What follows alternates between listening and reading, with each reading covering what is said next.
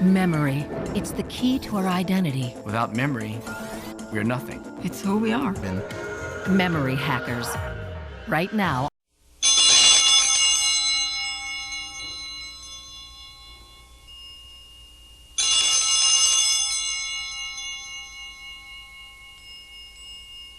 This video is based on a portion of the pamphlet Blueprint for Christian Living, which was published by Our Lady of Victory Press, Victory Knoll, Huntington, Indiana, on April 13, 1956. Regarding fathers, God has bestowed upon the father the privilege of cooperation in the greatest natural mystery, the creation of human life. Symbolically, the father is a living mirror of the Heavenly Father, one who shares in the work of creation, the head of the family. Most fathers, even in Catholic families, do not even dream of their high dignity.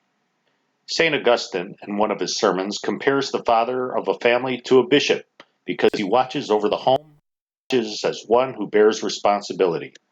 Each and every one of you, says St. Augustine to the fathers of his flock, has in his home the bishop's office, to see to it that neither his wife, nor his son, nor his daughter, nor his servant fall away from the truth, for they are bought at a dear price.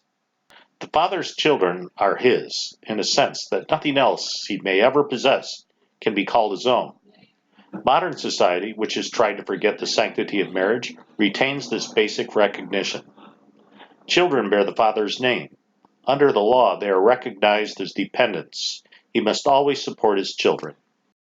Fatherhood is a privilege. Parents have the privilege of cooperating with God and forming Christ in the soul of a child. A close observer may note that, quite consciously, a child will imitate his father and act as he does. Children will carry with them the training and virtue which the worthy father has impressed on their young minds. Every privilege has a corresponding responsibility. The principles to be followed by the head of the family are not a matter of choice. They are fixed by God and His church. But the application of these principles to the particular home, to the particular child, is a matter for the parents to study and work out for themselves. A few of these principles follow. The father must provide an environment corresponding to the end proposed. That environment must be a well-ordered and well-disciplined family. The father must provide for the proper Christian education of his children. A worthy father sets a clear and constant good example for his children. He should censor movies, recreation, TV programs, and comic books. He must exercise constant vigilance against present-day evils in education. Two such evils may be mentioned in particular: the tendency to deny and exclude the supernatural, and the system which denies that the child must be trained.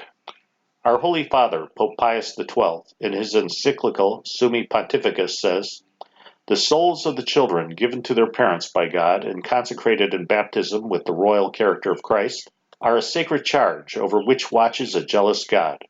The same Christ who promises the words, 'Suffer the little children to come to me,' has threatened, for all his mercy and goodness, with fearful evils those who give scandal to those so dear to his heart."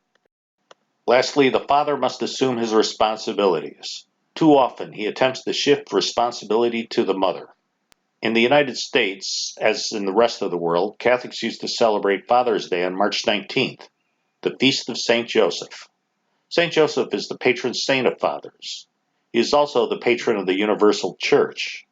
St. Joseph's Day is celebrated in Rome by having great omelets. Tradition says that St. Joseph made the first omelet while on flight into Egypt when he dropped some eggs, and then they fried in the sun. Down below I have a link to a petition to restore Father's Day to March 19th, the Feast of St. Joseph. I'd appreciate it if you'd sign it. Well, I hope that you enjoyed this video. We'll be back again in about a week with another one. But in the meantime, please check out my Facebook page, which is also linked down below.